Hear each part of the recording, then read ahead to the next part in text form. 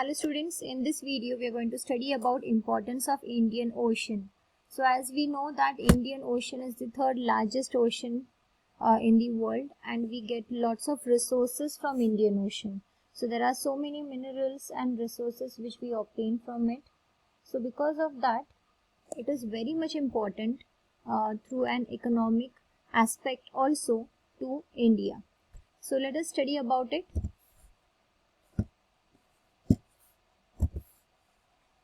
So importance of Indian Ocean. Indian Ocean region connects three continents. So the three continents are connected basically because of it is, here you can see is Asia, next is Africa, and third is Australia. So in between you have Indian Ocean which is connecting the three continents. It supports some of the Asia's biggest economy. So the Asia's biggest economy and trade, transportation, other things or any type of businesses can be done with the help of Indian Ocean. This alone shows the economic and political significance that it has. It contains three busiest straits, namely Hormuz, Malacca and Bab el-Mandeb. So there are three straits which are present in the Indian Ocean, and they are very much important as an economic purpose. Majority of the crude oil is exported by Gulf countries, passes through the route of Strait of Hormuz. Hence, the Indian Ocean serves an important route for crude oil. So basically, various Gulf countries, they transfer the crude oil as they have rich sources of crude oils or petroleums. So that transportation is done with the help of Indian Ocean. Several islands countries such as Maldives, Seychelles are located in Indian Ocean. So there are so many islands like Maldives island is present. Then you have Madagascar island, you have Mauritius. So all these islands are very much means they are very much famous islands which are present in Indian Ocean. The economy of these countries entirely depends upon the marine ecosystem and marine tourism in Indian Ocean. So basically, lot of economy can be generated with the help of Indian Ocean. Now the importance of Indian Ocean to India. So how Indian Ocean is important to India, that we are going to see here. So in this figure you can see that there is Somali. So this is having the highest salinity. Okay. So here you can see the other islands like Maldives, Challenge, Mauritius, Madagascar. You can see Indonesia, Sri Lanka. So all these are very much closer to your Indian Ocean. So India occupies a central and strategic location in Indian Ocean. So as we have already seen that it connects three continents like Africa, Australia and Asia. So India is coming in the center. So because of that, this is a good and strategic location which India has in Indian Oceanic area. Its national and economic interests are inseparably linked up with Indian Ocean. Hence, to keep the Indian Ocean as a zone of peace and free from super rivalry and increasingly cooperation amongst littoral countries in the region has always been India's foreign policy's goals. So to keep and to preserve the resource of Indian Ocean and to maintain its privacy, Indian Ocean is always striving hard, and it is always a concern of Indians that the privacy and superpower rivalry should be there, and this area should be a zone of peace. For example, Indian Ocean Rim Association for Regional Cooperation, BIMSTEC and Ganga Mekong Corporations, etc. So these are different corporations which are basically done to have a peace in Indian Ocean and to maintain it away and to maintain its strategic importance. No industrial development, commercial growth, stable political structure is possible unless countries' shores are protected. So protecting the coastal area or protecting the shore of any of the country is very much important. If we cannot protect that, then you cannot do any type of development in industrial sector, or you cannot do commercial growth, or you cannot be politically stable. Most of the conflicts since the end of the Cold War have also taken place in or around the Indian Ocean region. As a result, almost the world's major powers have deployed substantial military forces in the Indian Oceanic region. So basically, many a times because of exploiting of the resources which are present in the oceanic floor, so because of that there are so many disputes between each and every country, and many a times cold wars have been originated. So because of that, deploying a good military force across the boundaries is very much necessary. A major concern of India is the Indian Ocean is energy. So whatever energy we obtain from Indian Ocean is the major concern for India. So India is the fourth largest economy in the world. It is almost 70% dependent on oil import, major part of which comes from the Gulf region.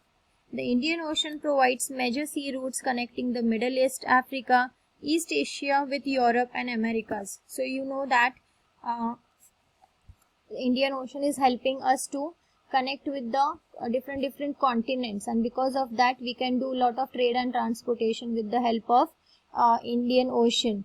The oil which comes from Gulf region, so 70% of India's economy is dependent on import and export of oil. So because of that, it's very much important. Then it carries a particularly heavy traffic of petroleum products from oil field of Persian Gulf and Indonesia. Large reserves of hydrocarbons are being tapped in the offshore areas of Saudi Arabia, Iran, India and Western Australia. An estimated 40% of world's offshore oil production comes from Indian Ocean. So near about 40% of the oil production, it comes from Indian Ocean. So beach, sand, rich in heavy minerals and offshore deposits are actively exploited by bordering countries, particularly India, South Africa, Indonesia and Sri Lanka. So these there are different countries which are exploiting Indian Ocean resources. So they are like India, South Africa, then we have Indonesia and we have Sri Lanka too. So all these are exploiting the resources present in Indian Ocean. The Indian market has emerged as one of the largest importers of Southeast Asian goods, which imports touching $10,942 million in 2004. The recently concluded free trade agreement with countries like Thailand and Singapore are set to contribute in this trend. Expanding markets and larger imports flows the imply not only economic prosperity but also the vulnerability at the sea. So most of the Indian economy which India can do or gain is because of Indian Ocean, and they do import and export of goods which has exceeded about $10,942 million in 2004. So you can see that there are so many agreements related to trade which is done with different countries like Thailand, Singapore and Southeast countries. The incidents of piracy, armed robbery and maritime terrorism are the rise has placed a premium complexity of sea lane defense. The northern area of the Indian Ocean is the area of great significance in economic and strategic terms. India's foreign policy orientation towards its eastern neighbors has spurred interest and attention there. So India's burgeoning economy, now forecast to become one of the three fastest growing economy in the world, entails expansion of existing import and export market. Being a seafaring nation with island neighbors has added to the need of safe sea lanes in the interlying waters. The world's busiest choke point in the Straits of Malacca is located here and adds a complexity for strategic factor. So basically, as India is covered with water from three sides, as it is a peninsula area, so large amount of coastal area is present for India. So because of that, trade and transportation from water is very much essential for India as a country.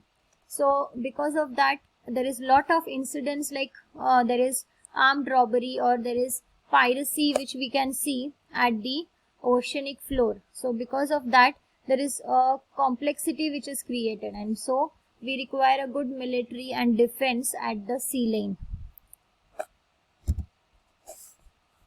Now we'll see about Strait of Hormuz, how this is important as and why it is important for India and for trade in Indian Ocean. So Strait of Hormuz is strategically important strip of water which links the Persian Gulf with the Arabian Sea. So you can see that the Gulf countries which has higher resources of mineral oil. So these Gulf countries are connected with the help of Strait of Hormuz to Arabian Sea. This strait is 33 to 95 kilometers wide and it acts as the main artery for the transportation of oil from the Middle East. So about 30% of the global oil is exported from the strait. Iran, Oman share territorial rights over the water, and due to its importance, Iran has threatened to close it in recent times. So as you can gain lot of amount of 30% of benefit or global oil which we can get is because of this Strait of Hormuz. It is very easy to transport from this place, but Iran has threatened other countries, and it is creating an obstacle for other countries in recent times. Due to its economic importance, Indian Ocean regions has become important for the world power. Military and navy bases in these regions have given rise to the tension in this region. So because of Strait of Hormuz and its strategic importance, all other countries are also keeping its focus on it, and there are some disputes and cold wars which are created. So it is very necessary that we deploy military and naval officers and place there, so that there should be no tension created in this region and there should be a peace of note in this area. Next is Degio Garcia. Now Degio Garcia is an atoll just south of the equator in the central Indian Ocean. So there are 60 small islands which are the part of Degio Garcia.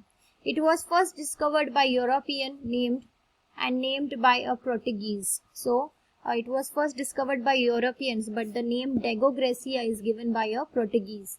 It is an important place for naval and military activity. It has gained a strategic importance in Indian Ocean due to its specific geographic location.